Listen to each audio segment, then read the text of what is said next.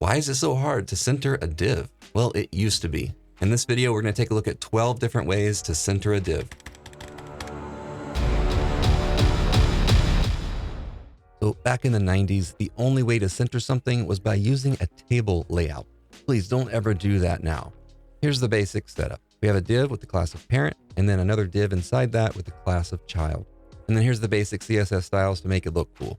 So for our first real example, we're going to make the parent container position relative and the child container positioned absolute. That's going to allow us to set the top, right, bottom, and left position of the child. So we'll set the top and left positions to 50%. But notice that this puts the top left corner of the box in the center. We can account for that by using transform to translate or move the X and Y positions of the box by -50% each. And now it's perfectly in the center. For the third example, we'll leave the relative and absolute positions. But this time we'll set all sides, top, right, bottom, and left to 0. And then add margin auto. This is going to force our content into the center. Or we can just consolidate all of the positions, the top, right, bottom, and left, into one property called inset. And that works the exact same way. And for our fifth example, we're going to use display flex on the parent container. And then we'll add justify content, which is going to center our box horizontally.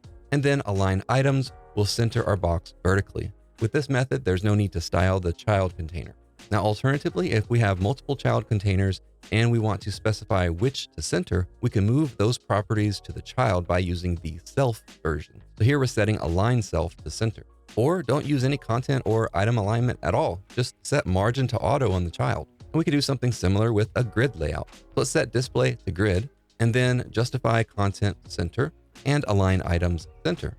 Grid also gives us a shorthand, so we can replace the justify content and align items with place items center. And again, if we want to specify which child elements get centered, we can move those properties to the child, or use the shorthand of place self, or just set the margin to auto on the child. Hopefully that was helpful. Give this video a like and subscribe for more content like this.